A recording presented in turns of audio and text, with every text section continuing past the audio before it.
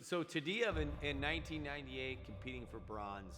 Here's what I go back. This match is probably one of the most emotional matches for me because there's a lot of things that go into it. First of all, this is my first protest that I've ever experienced. Tedeev is a world champion from 1995.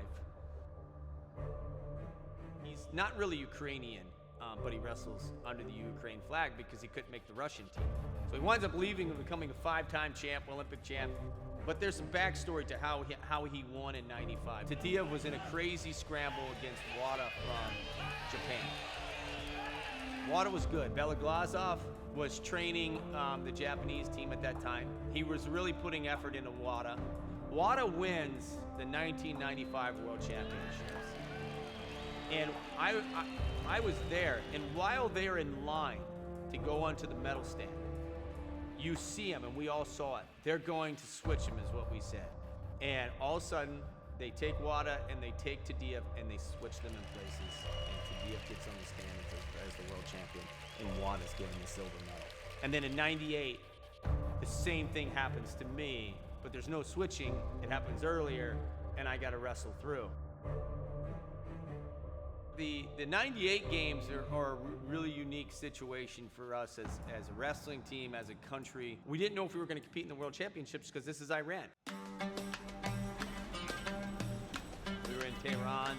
We were the second team to go back in there and compete. And we flew in, it was either at 2 a.m. or 3 a.m. intentionally for security reasons.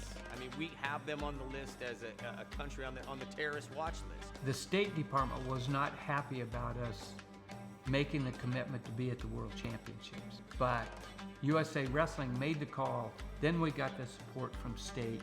And so we had to get visas, we had to get approval, we had to get guarantees from the Iranian government that we would be secure.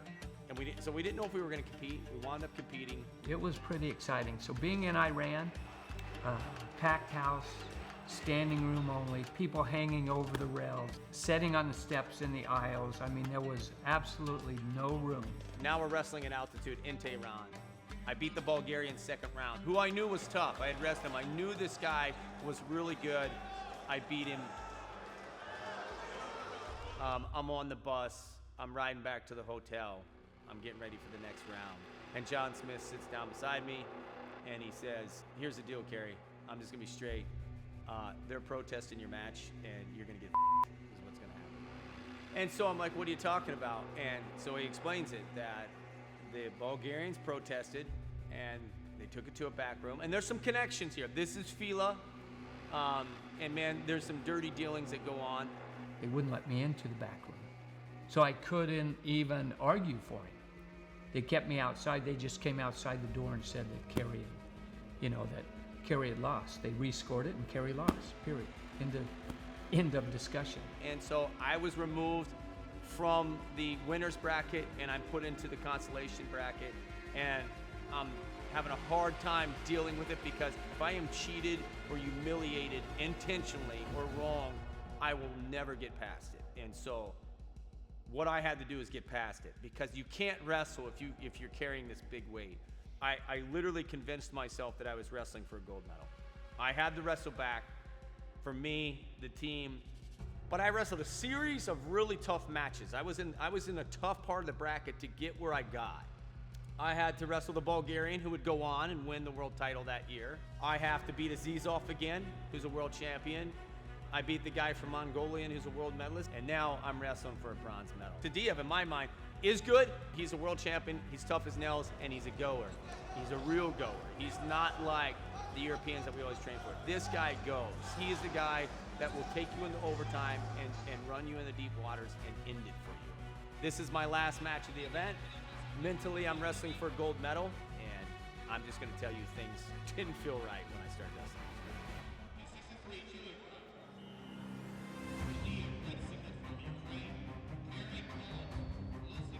I start off like I normally do. I know I'm going to be in a fight.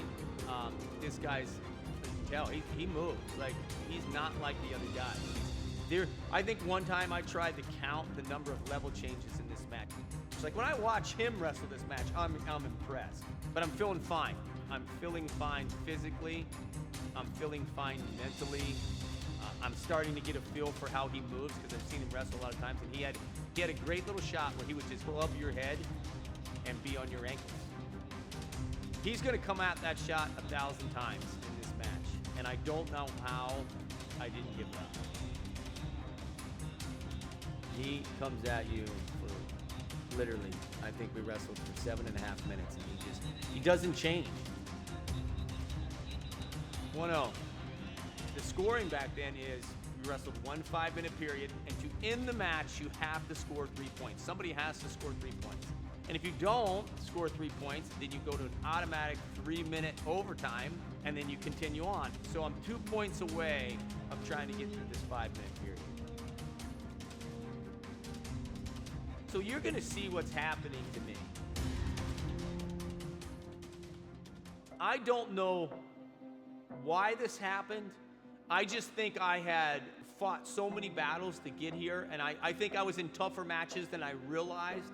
And my front leg, you're gonna see it, my knees stopped to bend. Like, I stopped bending my knees, and he is pulling on me. And this is what I vividly remember about this match is I couldn't believe how bad my hamstrings were burning. You can see me, like, I'm getting pushed, like standing up, but my hamstrings are killing me. But nobody knew how bad I was starting to feel. I was just depleted, I guess, on nutrients, on energy levels, just everything was feeling bad. And like, I'm gonna battle myself as much as I'm gonna battle Tedeev in this match. I battled myself evenly in terms of there was times when I feel like the right part of my brain was saying, Kerry, just fall over, and the left part was saying, just stay up. So right now, it's 1-0 me. Now, I have a strategy that's gonna start because remember, you gotta have 3 points to finish the match. I can't shoot, I can't penetrate, and I don't really wanna go under him anymore because I'm literally worried if I go under, then I'm not gonna be able to recover from it. So my goal is to try to get this match to a point where there's 30 seconds left on the clock and I can hit my back pocket double, score, feet to back, get 3, and this thing is gonna be over because I can't wrestle him toe to toe. I'm just not feeling correct. The other thing is, the score clock, I can't see it. I can't remember if I couldn't see it because I was so exhausted, but the clock was above us. I don't know how to speak Arabic, but I can hear the crowd counting down, like 10, 9. So I know the timing is coming that I gotta set this up.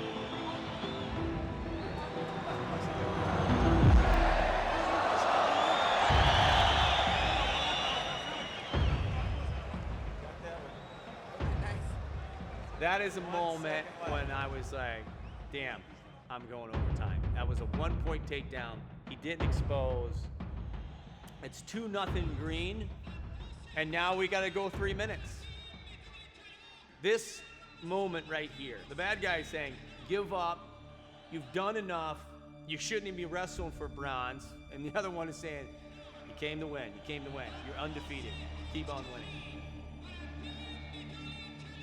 I always say there's this one thing that happened. There's this one training method that I use. I used to train in the sauna twice a week. I would not let myself come out until I hit a 30-minute window. I'd come out, I'd breathe a little bit, and then I'd go back in for another 15. So it was a 45-minute workout with the band, so it's a muscle fatigue system. And I can remember the good angel in my head saying, Kerry, this feels exactly like the sauna. And when that happened, that was probably the only thing that got me through the last 3 minutes of this battle. Now, I'm gonna score right here. That's the same headlock that I scored the first point on Tedeev, and I was on my way to scoring that 3rd point. And watch, action stops. The guy reffing us is a Bulgarian who is, as far as I'm concerned, dirty, like absolutely dirty. I got protested by the Bulgarians. I know this guy, and there's no doubt in my mind this guy doesn't want me to win this battle. And that scramble killed me. Now, this is what you don't want to happen. If I'm him, I'm now seeing the cracks in the dam, and now I'm saying, I gotta get one more point. Because here's the thing, if he can stretch this out to 3 minutes, and he can get one more takedown and it's 2-2, they're gonna count passivities. And I have by far way more passivities than this guy. And there's no doubt that they're gonna take it from him. So I have to get another point on the board. This moment right here, I can remember him looking at me, and I just saw spit just fall out of his mouth. It literally just fell out. And I said to myself, this guy's just as tired as me. Like that, I needed, like that body, that sign was what I needed to say, just stay on your feet. He's tired now. He's tired and I'm tired. And here we go, rubber knee. Saves my butt. And he quits.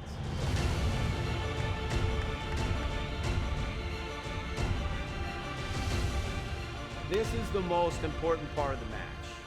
When you compete in everything. So the match is not over. As tired as I am and as much as I want to deal with, this is the moment that I'm most proud of myself in my entire career, because remember, I'm still trying to win the Olympics, and I'm going to see this guy out, and I'm going to get up first. Boom. I'm standing upright. He's been over. I win. That's when I win the match. That's the moment I win the match.